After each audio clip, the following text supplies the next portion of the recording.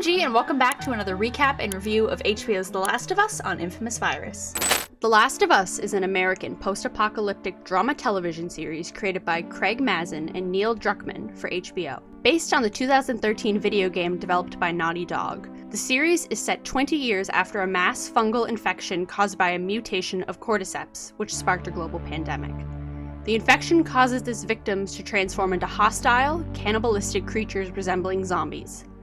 The series follows Joel, Pedro Pascal, a smuggler tasked with escorting the teenager Ellie, Bella Ramsey, across a post-apocalyptic United States. Episode 8, When We Are in Need. After discovering Joel's wound is infected, Ellie ventures out to find food. While hunting a deer, she encounters David and James. She makes a deal to trade the deer for penicillin, which James returns to camp to obtain. Meanwhile, David, a preacher, explains that he was a teacher and found God after the outbreak, and is now the leader of a group of survivors. He reveals the man who was stabbed, and subsequently killed by, Joel, was a member of his group. Ellie runs away after James gives her the penicillin under David's orders. Ellie returns to Joel and injects him with penicillin. The following day, she spots David and James with a group of men seeking vengeance against Joel. She flees on horseback to draw them away from Joel, but is captured after James shoots and kills her horse. David places her in a cage at his camp. Ellie notices an ear on the floor. David reveals he has been feeding his group human meat.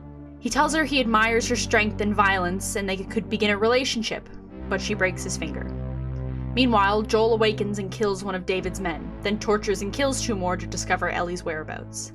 Ellie bites David as he and James grab her. Before they can kill her, she tells them that she is infected, as proven by her bite mark.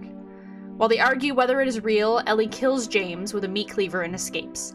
As David hunts her, she sets fire to the steakhouse. She stabs him with a kitchen knife, but he overpowers and attempts to rape her. Ellie grabs David's fallen meat cleaver and kills him in a frenzied attack. Joel startles Ellie as she wanders in shock outside. Joel embraces and comforts Ellie, and they walk away. This episode was a tough and heavy one. I mean, pretty much every episode of the show has been tough and heavy, but like in a good way. But this one, man. So let's go through a little breakdown of my notes I took while I was watching the episode. My first question might be answerable, but what is like the jerky stuff that they're eating that's wrapped in like the newspaper or a napkin or whatever it is? Is it just like an artificial meat jerky? Is it dried veggies? Is it some sort of post-apocalyptic lamba spread from Lord of the Rings? It looks like tree bark on screen most of the times, and I need to know what it is.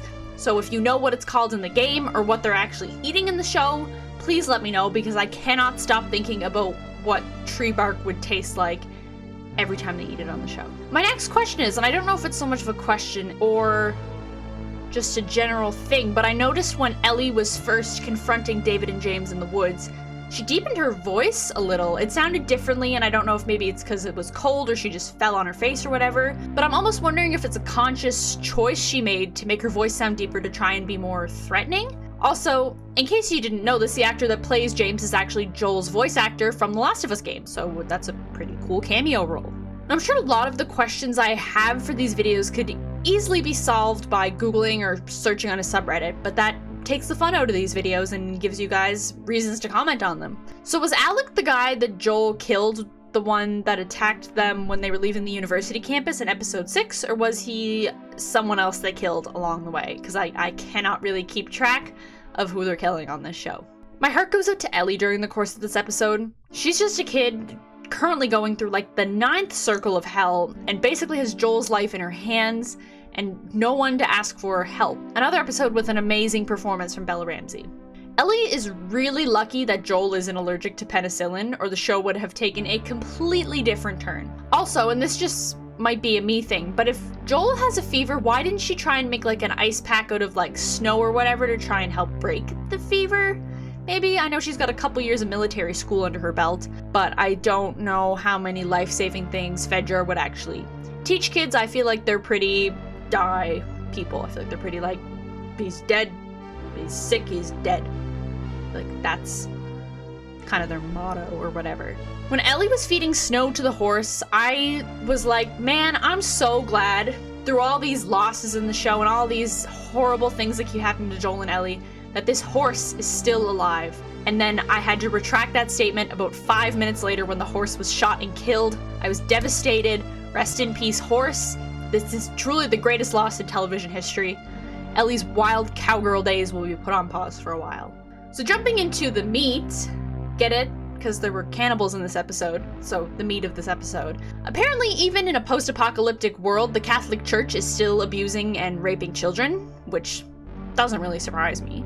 And this specific religious group also eats people as well. David was a truly terrifying character, and from other reviews I've read and stuff I've seen online, it seems like his character adaptation from the game made him even worse of a person than he was in the game. He was slimy and terrible and like just the worst.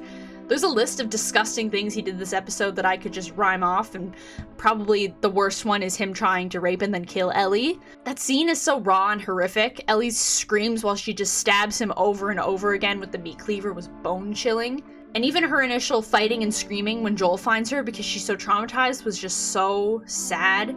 And then when they're walking away, just like, she has no color in her face and she's just like, there's nothing behind her eyes. She's just like gone. I think Ellie's innocence, what little she had left, was truly lost after this episode. So speaking of Joel, he finally gets back into action in this episode and does some killing. He was very much, according to my play-by-play notes, a deranged big friend searching for his imprisoned baby child, which is a goofy way of saying that Joel was so incredibly determined to save Ellie. Though a few episodes ago, he stated to Ellie that he is not her father and she is not his daughter. But I do really think after an experience like this, where Ellie has been trying to save Joel's life after he was stabbed, has changed their relationship to more of a familial one and less of a handler and cargo one. I really think he's starting to see her as someone he cares about and not just someone he needs to take to a destination. I also think him saving Ellie in this episode was sort of a personal thing. Like, he wasn't able to save Sarah, but he could save Ellie. So I think trying to save Ellie